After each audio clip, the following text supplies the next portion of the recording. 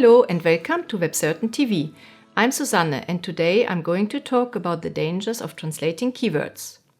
If you are expanding your online reach to new markets, the chances are you'll be translating at least some of your landing pages and website content.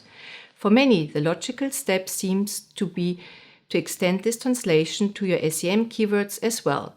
But following this path is likely to have a negative impact on your online campaigns and result in poor performance caused by missed opportunities. Translation by nature will give you the correct equivalent of a word using the correct spelling and grammar, but human beings do not always use the correct version of a word when typing into search engines. As well as using abbreviations or misspellings, users might also use alternative words or phrases to the one option offered by the translator.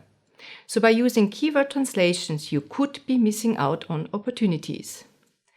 Therefore, the recommended approach is to have a native speaker conduct keyword research, as they will have a better understanding of what sounds natural in the language and be able to identify additional keywords that would be appropriate for the campaign and the target audience.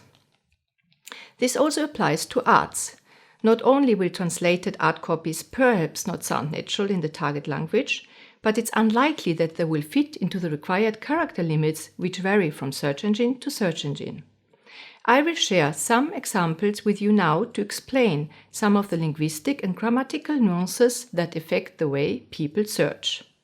The first challenge I like to share with you are character replacements. I've got an example from German. In German, soccer or football is Fußball, which is written with a sharp S in the middle, and you can see the search volume is 201,000. The majority of Germans replace this sharp S with double S, and you can see the search volume increases to 246,000. So why do so many Germans use a misspelling or wrong spelling or replacement spelling?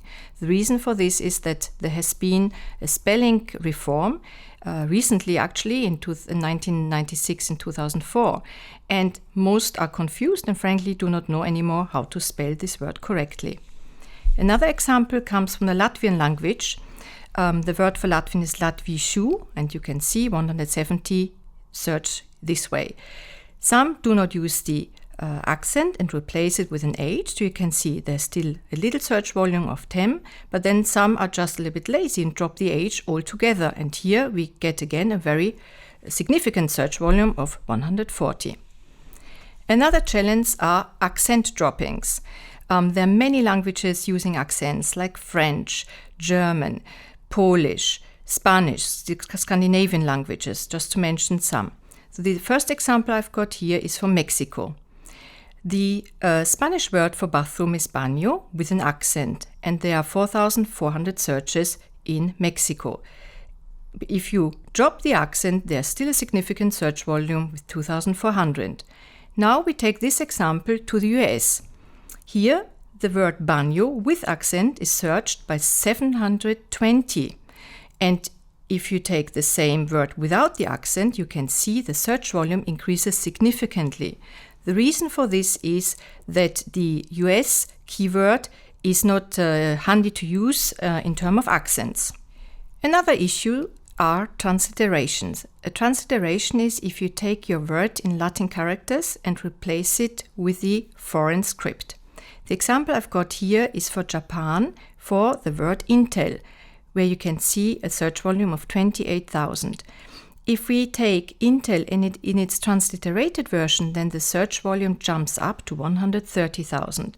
And the same example taken from South Korea, where actually the transliterated versions triples up to 21,000.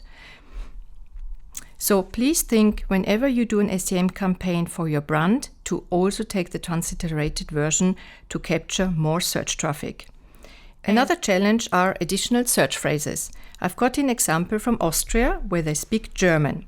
The German word for tomatoes is Tomaten, and you can see a search volume of 1,900.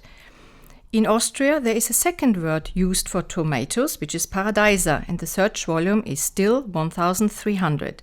So in using this additional search phrase, you actually capture 70% more search volume.